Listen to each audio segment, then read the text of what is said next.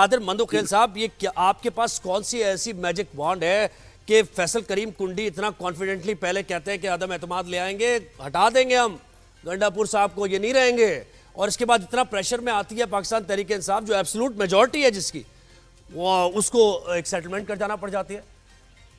बताएं सर। देखिए देखिए बिल्कुल बाप ने दुरुस्त कहा है। कुंडी साहब ने जो बात की है उस पर मैं अभी भी कायम हूँ, और ये सेनेट के इलेक्शन जरा गुजरने दे, वो आदम एतमाद की तहरीक का जो है ना वो शौक भी पूरा हो जाएगा इनका।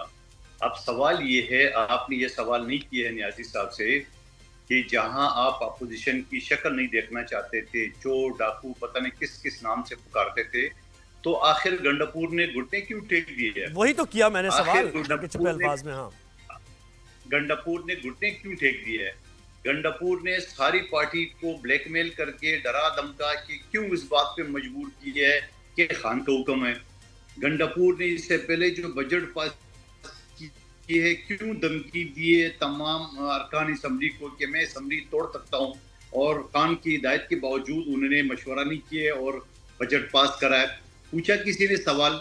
सवाल ये है कि यहाँ पे गंडापुर ग्रुप, अलीमा बीबी group, Bushra Bibi group, Asad Qaiser group, Atif Khan group, और ये नया ग्रुप जो पेशावर के सदर है, क्या नाम है उसका, सलीम, क्या सलीम करके नाम है उसका ग्रुप।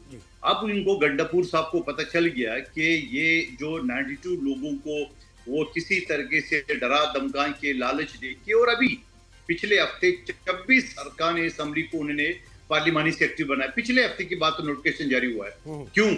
तो ये लालच से नहीं इकट्ठे किए, इनको पता था कि मुझे 2 सीटें भी नहीं मिलनी है, इसी वजह से उन्होंने जो आप बता रहे हो, नहीं तो आदाद शुमार अगर 92 के 92 पीटीआई के तस्वर किए जाए तो मैं आप एक सीट की बात करें, मैं तो 8 सीटों की बात करूं, इसकी हो सकती थी, लेकिन वजह ये थी कि उनके आजाद अरकान है, उनके ऊपर वो जो डिस्क्वालिफिकेशन का क्लास है वो नहीं इम्प्लीमेंट होता है, नहीं आता है। भाई देखिए, 5 में से 4 को तो बड़ी मुश्किल से बनाया, 4 को तो 5 में से। महमूद मौलवी साहब की जानिब बढ़ते हैं। महमूद मौलवी साहब, आप बताइएगा, आप तो रहे हैं पाकिस्तान तहरीक इंसाफ में, ये इस तरह की रिफ्ट जो पार्टी के अंदर अब आप देख रहे हैं, खासतौर पे जब बानी पीटीआई जेल के अंदर है, एहतजाज करना है नहीं करना, फिर सेनेट की नशिस्तों का मामला है, इस तरह की सूरत हाल आपने कभी देखी वहां पर? देखिए, इस तरह की सूरत हाल तो बदकिस्मती से पूरे पाकिस्तान में, पाकिस्तान की जो सूरत हाल है वो भी मेरे ख्याल से नहीं देखी है। ठीक है ना, जो सूरत हाल चल रही है। मगर मैं ये कहूँगा कि देखें, जो अभी मेरे भाई जो पीटीआई से हैं इस वक्त, वो तकरीर कर रहे थे, मेरा कहना सिर्फ ये है कि देखें, बिल्कुल मैं उनकी बहुत सी बातों से अग्री भी करता हूँ, बहुत सी बातों से डिसएग्री करता हूँ। मेरा सिर्फ कहना ये है कि देखें, जब हालात ये है कि कानून जो ये कह रहे हैं, ना कानून है ना असेंबली, तो ये असेंबली छोड़ क्यों नहीं देते? उसकी वजह कि जिस असेंबली को देखिए ये कहते हैं कि जी बिल्कुल बेकार है, ये हुकूमत बेकार है, तो उस असेंबली में बैठे क्यों है? ठीक है ना, उसी असेंबली में इनको बोलना चाहिए कि देखे जी हम इसको नहीं मानते, हमारे साथ इलेक्शन में धांधली हुई है। वो पंजाब छोड़ के देख ली ना सर, इन्होंने जो मार पड़ी है इनको, जो पास्ट एक्सपीरियंस पंजाब का हो चुका है, ये अब नहीं करना इन्होंने ऐसा। पंजाब छोड़ के देख ली इन्होंने हुकूमत को। नहीं, मगर देखें, उसकी वजह ये कि जब आप एक चीज पे इतनी सख्त तनकीद करते हैं तो आपको वो जो है ना, फिर उसमें रहना कोई जवाब बनता नहीं है। दूसरी चीज देखें, बंदर जिसको ये कह रहे थे अभी मेरे मंदोखेल साहब, देखिए एक चीज तो ये है ना, इसी को तो बदकिस्मती से लोग सियासत कहते हैं कि वो कहीं ना कहीं हर आदमी अपने मफाद में एडजस्टमेंट करता फिर रहा। ये उसूली मौके पर उसूली सियासत तो रही नहीं। मैं ये कहूँगा कि इस वक्त फिल वक्त की बात कर रहा हूँ, क्योंकि इमरान खान साहब जेल में, फिल वक्त तो पीटीआई में भी उसूली सियासत नहीं हो रहा। ये मेरा नजरिया है। मैं ये नहीं कह रहा, सबकी वैलिडेशन तो देखे खान साहब से मिल रही है ना, बात ये हर चीज की वैलिडेशन खान साहब से लेते हैं वो। देखिए, हर आदमी आके कह रहा है मैं वैलिडेशन ले रहा हूँ, अभी कोई कह रहा है मैं स्पोक्स पर्सन हूँ, मगर आप मुझे बताएं ना, उसूली सियासत तो देखें, मेरे भाई ये पीटीआई में बैठे हैं, वो भी ये कहेंगे कि देखें जी उसूली सियासत तो रही नहीं। केपीके की जो हालत है, मेरे ख्याल से किसी से ढकी छुपी तो नहीं है। उसकी वजह जो आपने कहा कि जी इतने अलग अलग जो फिरके, कहूँगा पार्टी के अंदर फिरके बने हुए, इसमें भी कोई दो शक नहीं है। बिल्कुल अलग अलग जो है व्यूज है। असल में अरे उस पे वो ये कहते हैं ना कि नेचुरल प्रोसेस है ये, हर जमात में जब एक कड़ा वक्त आता है तो उसमें स्प्लिंटर्स बनते हैं, लेकिन भाई जब देखिए, लीडर मैं रिहा ये होता कहूंगा, है देखिए, या लीडर स्मूथ पाकिस्तान सेलिंग में करता है तो सब मिल जाते हैं दोबारा, वो तो उनका भाव। पाकिस्तान में देखें तो इसका मतलब अगर जो है ये नेचुरल प्रोसेस को फॉलो कर रहे हैं तो पाकिस्तान में तो करप्शन भी नेचुरल प्रोसेस है। नहीं नहीं, पर्सन ठीक है ना? स्पेसिफिक है, सब और सब पर्सन लाकानूनियत स्पेसिफिक भी है नेचुरल ये प्रोसेस है।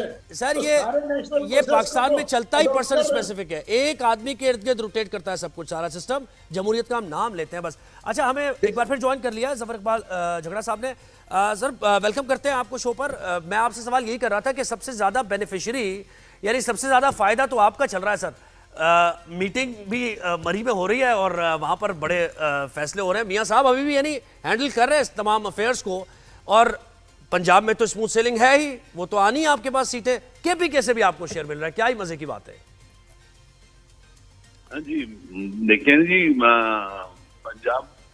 पंजाब में तो आपको पता है कि अल्लाह का करम है, वहाँ पर तो हमारे लिए कोई मसला नहीं है, और कुछ दोस्तों की मेहरबानी है। जी जी जी जी, दोस्तों की मेहरबानी के अलावा देखें जी, मैं आपको एक बात बताऊं, मेहरबानियां वाली चीजें हमने अलग कर दें बिल्कुल। हमें इस वक्त पाकिस्तान की आवाम का ये मौक़िफ़ है कि PMLN वो जमात है जिसने माजी में भी डिलीवर किया है, और अभी भी अगर कोई जमात डिलीवर कर सकती है और यहाँ पर तरक्की के काम कर सकती है, अपनी प्रोजेक्ट ला सकती है, तो PMLN है वो। ये दूसरी बात ये नहीं है कि हमें किसी की ऊपर से वो होगी तो उसके मुताबिक हम चलेंगे। ये तो बहुत बड़ा वाज़ेह मौक़िफ़ है मियां नवाज शरीफ साहब का। वो तो कहते हैं कि जो हम बात एक जलसा हो जाए फिर सर, बात करेंगे, एक जलसा हो जाए PMLN का, सारी दुनिया देखे कि भाई क्या मीनार पाकिस्तान पर अजीम और शान जलसा हुआ नून लीग का, मजा आ जाएगा। इंशाल्लाह हो रहा है। इसकी सारी सब चीजें ये इकट्ठी हो रही हैं, यहाँ से भी हम कर रहे हैं, केपीके से भी पूरा काम हो रहा है। मैं दफ्तर में बैठ रहा हूँ और यहाँ पर लोग हमारे आ रहे हैं, बड़े शौक से आ रहे हैं। 5 तारीख का इंतजार करें सर, 5 तारीख का, 5 को अपने बूम पे होगी ये सारी जो है ना, अपने जोबन पर फुल स्विंग पर होगी तहरीक, और बड़ा मुश्किल हो जाएगा। देखिए जी, तहरीक तो अभी बात तो हो रही है, लेकिन अल्लाह करे हम किसी के मुखालिफ नहीं है। हमने तो हमेशा कहा है, लेकिन मियां नवाज शरीफ वो बंदा है जिसने बिल्कुल कैटेगोरिकली ये कहा है कि इवन अगर इमरान खान भी बात करे तो हम इनसे इनकार नहीं करेंगे, हम बात करेंगे। बात करने में वो एक जमहूरी ज़हन रखते हैं, और जमहूरियत में वो कहते हैं कि किसी के लिए दरवाजे मेरी तरफ से बंद नहीं हो सकते। सर लेकिन बात यह है कि आप तो जीरो टॉलरेंस आपने ऐसी रखी हुई है सियासत में। हम तो कहते हैं कि टॉलरेंस है सियासत का पैगाम, और एक दूसरे से बातचीत है, मसाइल का हल है, लेकिन आपने जो डंडा उठाया हुआ है इस वक्त कि खान के बेटों की आमद की बात होती है तो ऐसी स्टेटमेंट्स आ जाती है कि अगर कुछ हुआ, अगर ऐसा हुआ वैसा हुआ तो हम ये कर देंगे। जलसा आप करने नहीं दे रहे पाकिस्तान तहरीक इंसाफ को। वो पंजाब से आते हैं तो वहाँ गाइडेंस आपकी चल रही होती है, केपीके से आते हैं तो वहाँ आपकी गाइडेंस चल रही होती है, इसको बुलाना इसको नहीं बुलाना। तो जरा सा रूम तो दें, सांस लेने का मौका तो दें लोगों को, फिर चेक करें कि भाई किसमें अवामी ताकत है, कौन नजर आता है। मेरी बात सुने, ये पता नहीं आपको किसने रॉन्ग इंप्रेशन दिया है कि हम उनको रोकते हैं और हम डिसाइड करते हैं कि इसको आना है और उसको नहीं आना। मैंने आपको बहुत कैटेगोरिकली कहा है कि मियां Nawaz Sharif is the type of person who will never interfere in the affairs of other parties, बल्कि वो कहते हैं कि जमहूरी निज़ाम में अगर मैं दूसरी जमात के प्रोग्राम को वो करूंगा, क्रिटिसाइज करूंगा या रोकूंगा, तो वो जमहूरियत नहीं होगी, फिर वो जमहूरियत की बजाय वो ज़ाहिर है वो आमिरियत होगी ना, वो आमिरियत होगी। बिल्कुल वो सही कह रहा है।